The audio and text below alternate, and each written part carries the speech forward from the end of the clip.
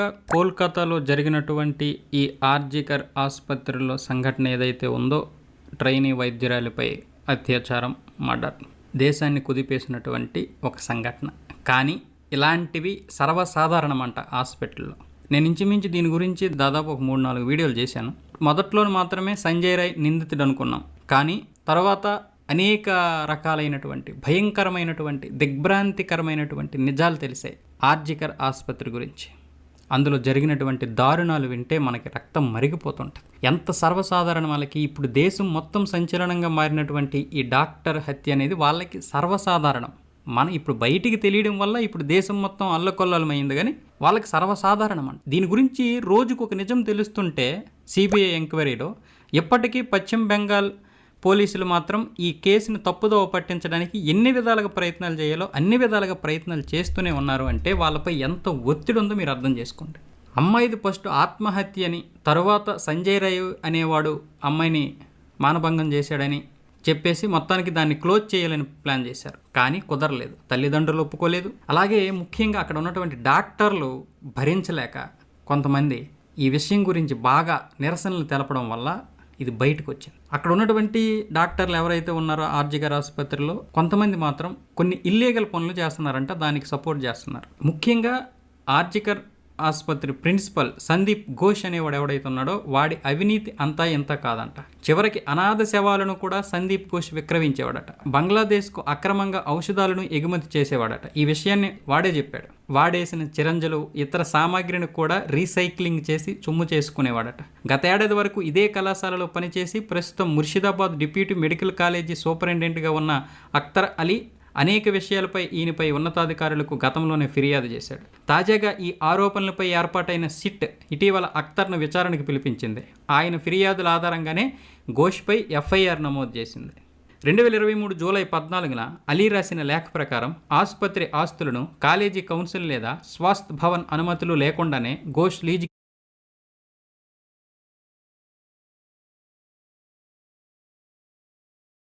ఇచ్చేవాడట. ఇక వైద్యశాలలకు అవసరమైన పరికరాలు, ఔషధాల సరఫరాలు ఎంపికలో బంధుప్రీతి చూపేవాడట. కోట్ల రూపాయల విలువైన కొటేషన్ల విషయంలో కుమ్మక్కై హనర్వులకు ఇచ్చాడు. ఇక సరఫరాదారుల నుంచి 20% కమిషన్ పుచ్చుకునేవాడని ఘోష్పై అలీ ఆరోపించాడు. దీంతో పాటు పరీక్షలు తప్పిన విద్యార్థుల నుంచి కూడా సొమ్ములు దండుకునేవాడంట.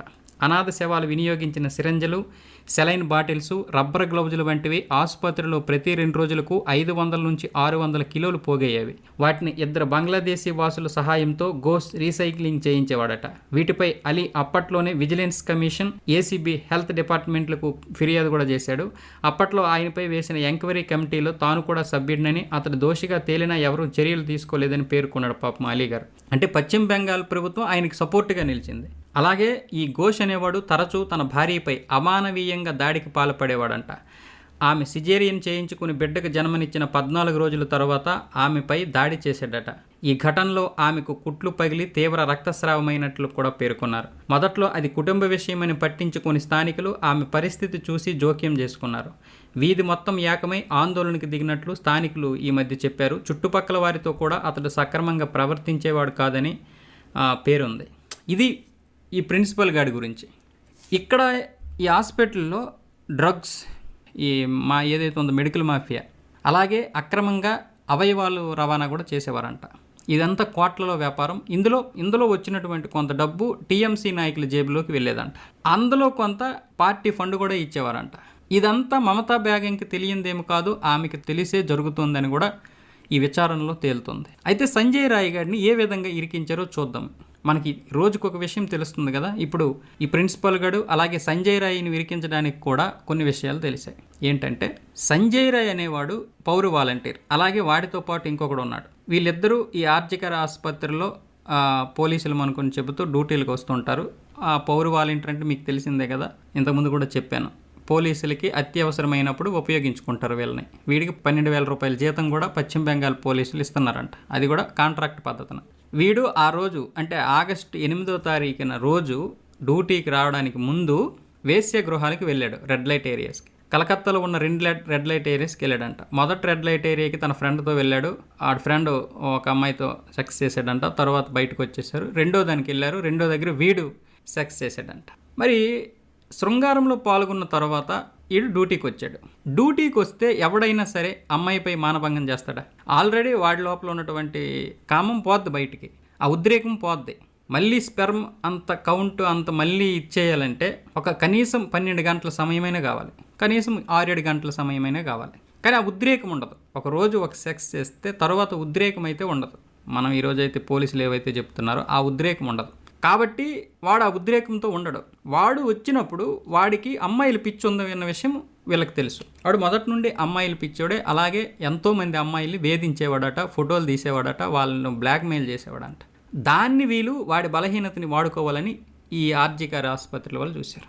అమ్మాయిని ఎందుకు చంపాలనుకున్నారంటే ఈ హాస్పిటల్లో జరుగుతున్నటువంటి ఈ మెడికల్ మాఫియా, ఈ డ్రగ్ మాఫియా, ఈ అవయవాలు ఆర్గాన్స్ మాఫియా, అవయవాలు అక్రమ రవాణా, వీటి గురించి అమ్మాయికి తెలిసింది. అమ్మాయి బయటికి చెప్తానని చెప్పలేదు, కానీ ఇది మంచిది కాదని ఆమె కొన్ని మొదట్లో చెప్పింది. తర్వాత ఇలాగే జరిగితే నేను దీని గురించి నేషనల్ మీడియాకి చెప్పాల్సి వస్తుంది, లేకపోతే పోలీసులకి చెప్పాల్సి వస్తుంది. అంటే పోలీసులకి తెలుసు అందులో ఆల్రెడీ. పోలీసులకి చెప్తే వచ్చే నష్టమేం లేదు, కానీ మీడియాకి చెప్తేనే పెద్ద ప్రమాదం. అందుకని అమ్మాయిని కొన్ని రకాలుగా చెప్తూ ఉన్నారు. అమ్మాయి కూడా 2 నెలల వరకు బయటికి చెప్పలేదు, కానీ వాళ్ళతో వాగ్వాదం జరుగుతుంది. అమ్మాయిని నయ్యానో భయానో భయపెట్టాలని చూశారు. చివరికి అమ్మాయి ఒప్పుకోలేదు.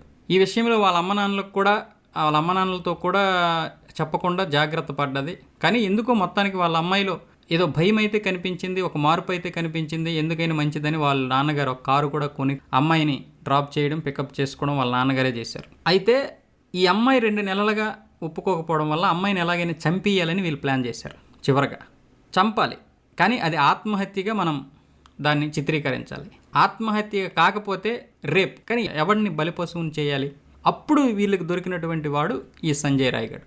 వీడు రాత్రి డ్యూటీకి రావడానికి ముందే వీళ్ళు అమ్మాయిపై అఘాత్యం చేసేసారు 3వ ఫ్లోర్లో. అప్పటికే అమ్మాయి 30 గంటలు వరుసగా డ్యూటీ చేస్తుందంట. 3 షిఫ్ట్లు దాటిపోయాయి. పీజీ చేస్తుంది, ఎక్కువగా ఉంటుంది. మామూలుగానే వీళ్ళకి 20 గంటలు 30 గంటలు చేయడం అనేది సర్వసాధారణం. అప్పటికి 30 గంటలు దాటిపోయిందంటే నిద్ర వచ్చేస్తుంది.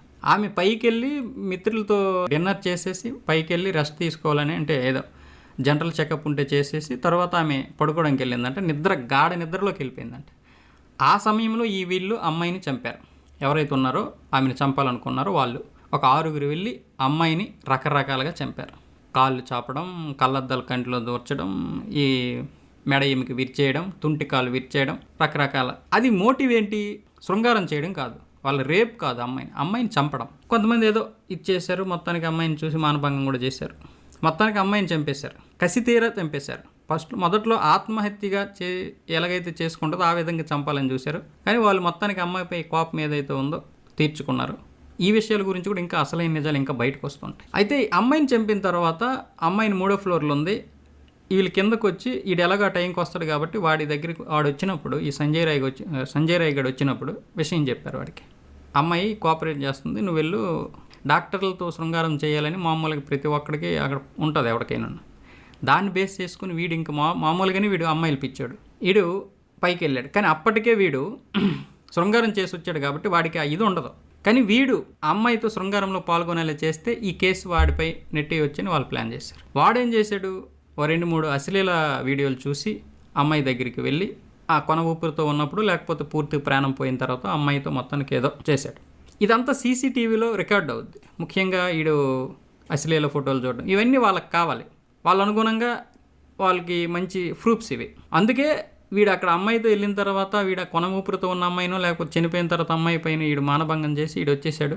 మొదట్లో వీడిని కూడా ఇరికించకుండా మొదట్లో ఆత్మహత్యగా చిత్రీకరిద్దాం అనుకున్నారు రాత్రి. అందుకే తెల్లవారుజామున ఆ తల్లిదండ్రులకి ఫోన్ చేసేసరికి 11 గంటలకు చేశారంట. అప్పటికి అమ్మాయిని ఏ విధంగా అన్ని ముస్తాబు చేసేసి ఆత్మహత్యగా చిత్రీకరిద్దాం, అప్పుడు కాకపోతే మళ్ళీ సంజయ్ రాయ్గఢ్ మీద నెట్టేద్దాం, అప్పటికి కుదరకపోతే ఇదే చేశారు. అందుకే మధ్యాహ్నం 3 గంటల వరకు తల్లిదండ్రులకు అనుమతించలేదు. తల్లిదండ్రులు అనుమతించక ముందులే వీళ్ళు ఎలా పోస్ట్మార్టం చేసేస్తారు? పోస్ట్మార్టం చేశారు, ఆత్మహత్య అని చెప్పేస్తున్నారు. ఆ తర్వాత ఆర్జికర్ ఆసుపత్రుల డాక్టర్లు, మిగతా డాక్టర్లు అందరూ ధర్నాలు చేయడం, ఇదేందో తేడాగా ఉందని చూపించడం. అప్పుడు తల్లిదండ్రులు చూసిన తర్వాత కూడా ఇది మా అమ్మాయి రేప్ కాదు, ఒక్కడు చేసింది అయితే మాత్రం కాదు, ఇది చాలామంది రకరకాలుగా హింసించి చంపించారు అని అప్పుడు అమ్మ నాన్నలు కూడా ధర్నాలు చేయడం, మిగతా డాక్టర్స్ రావడంతో అసలైన రిపోర్టులు చూసిన తర్వాత ఇది ఒకటి చేసింది కాదనుకున్నారు. అయినా అప్పటికీ కూడా సంజయ్ రాయ్ అనేవాడే అమ్మాయిని మానభంగం చేశాడు. ఇప్పుడు సీసీటీవీలో చూస్తే ఇవన్నీ తెలుస్తున్నాయి. వాడు వచ్చాడు, అశ్లీల వీడియోలు చూశాడు, అమ్మాయి పైకి లోపలికి వెళ్ళాడు. లోపలికి వెళ్ళిన తర్వాత జరిగినటువంటి విషయం అని చెప్పారనమాట. అంటే వీళ్ళు చేసినంత టైంలో కూడా సీసీ కెమెరా ఎక్కడెక్కడ ఆగాలో అన్నీ చూసుకున్నారు. ఈ సంజయ్ రేగడ్ వెళ్ళిన తర్వాత అవన్నీ ఆన్లు అన్నీ మామూలుగా వెళ్ళాయి. అంటే ఎంత ప్లాన్ చేశారో చూడండి. ఇదంతా జరిగిన తర్వాత అమ్మాయిని ఇలా చనిపోయారు, అయిపోయింది. ఇప్పుడు మమతా బేగంని ఈ విషయాలు తెలుసు. ఇప్పుడు మమతా బేగం ప్రభుత్వానికి పెద్ద ప్రమాదం కాబట్టి ఇవి బయటికి రాకుండా చూసుకోవాలని ఆగస్టు 14వ తారీఖు వరకు పశ్చిమ బెంగాల్ ప్రభుత్వం అయితే ప్లాన్ చేసింది దీన్ని మాఫీ చేద్దామని. పోలీసులు కూడా ఆమెకే సహకరించారు. ఏం చేయాలి? అక్కడ ఉన్నటువంటి ప్రూఫ్ల్ని నాశనం చేయడానికి 7,000 మంది గూండాలు దింపారు. ఎటువంటి ఇది లేకుండా అన్ని విధాలుగా. కొంతమంది 7,000 మంది లోపలికి రాకపోయినా 7,000 మంది అయితే దీన్ని ఇన్వాల్వ్ అయ్యారు. అందులో కొంతమంది ఆర్జికర్ ఆసుపత్రిలోకి ప్రవేశించి అక్కడ ఉన్నటువంటి వస్తువులు ధ్వంసం చేశారు. మరి 8వ తారీఖు జరిగితే 14వ తారీఖు వీళ్ళు వచ్చారంటే అప్పటికే పోలీస్ బందోబస్తుతో మొత్తం హాస్పిటల్ ఉంది కదా. మరి వీళ్ళు ఎలాగ వచ్చారు అంటే అక్కడ పశ్చిమ బెంగాల్ పోలీసులు వాళ్ళకి సహకరించారు. పశ్చిమ బెంగాల్ పోలీసులు ఎందుకు సహకరించారంటే ప్రభుత్వం పైనుంచి వీళ్ళపై డిమాండ్ ఉంది కాబట్టి. ఇదంతా ఎంత పకడ్బందీగా మనకి ఎంత క్లియర్గా కనిపిస్తుందో చూడండి. 14 తర్వాత సిబిఐ చేతిలోకి వెళ్తుందని తెలిసినప్పుడు మమతా బేగం ఏం చేసిందంటే ఆమె చేతిలోనే హోమ్ ఉంది, ఆమె చేతిలోనే హెల్త్ మినిస్టర్ కూడా ఉంది. ఈ 2 శాఖలు ఆమె కింద పెట్టుకొని ముఖ్యమంత్రి అయినటువంటి తను రోడ్డు మీదకి వచ్చి ధర్నాలు చేసింది న్యాయం చేయాలని. అంటే అర్థం ఏంటి? ఈ కేసులో నా చేతుల్లో ఏం లేదు, కానీ నేను ఈమెకి న్యాయం చేయడం కోసం అన్ని విధాలుగా ప్రయత్నం చేస్తున్నానే అని చెప్పడానికి, ప్రజలను మభ్యపెట్టడానికి తను రోడ్డు మీదకి వచ్చింది. కానీ న్యాయం చేయాల్సింది ఆమె కదా. అప్పుడు తల్లిదండ్రులకు డౌట్ వచ్చింది, అసలు న్యాయం చేయాల్సిన ఈమె ఏ విధంగా రోడ్డు మీదకి వస్తుంది అంటే ఈ ప్రభుత్వం ఈ నిజాన్ని కప్పిపుంచడానికి ప్రయత్నం చేస్తుంది కాబట్టి సిబిఐ వాళ్ళకి కావాలి. వెంటనే సిబిఐ చేతిలోకి తర్వాత రోజు సిబిఐ చేతిలోకి కేసు బదిలీ అయ్యింది.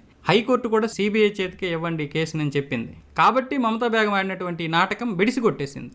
ఎక్కడికక్కడ బిడిసి కొట్టింది. ఫస్ట్ ఆత్మహత్యగా చేయాలనుకున్నారు, కుదరలేదు. తర్వాత ఏమొచ్చేసి సంజయ్ రాయ్ గారిని బలిపశువుని చేసి వాడి మీద నెట్టేద్దాం అనుకున్నారు, కుదరలేదు. తర్వాత సాక్ష్యాలని మాఫీ చేద్దాం అనుకున్నారు, అందువల్ల రౌడీలు దింపారు, కుదరలేదు.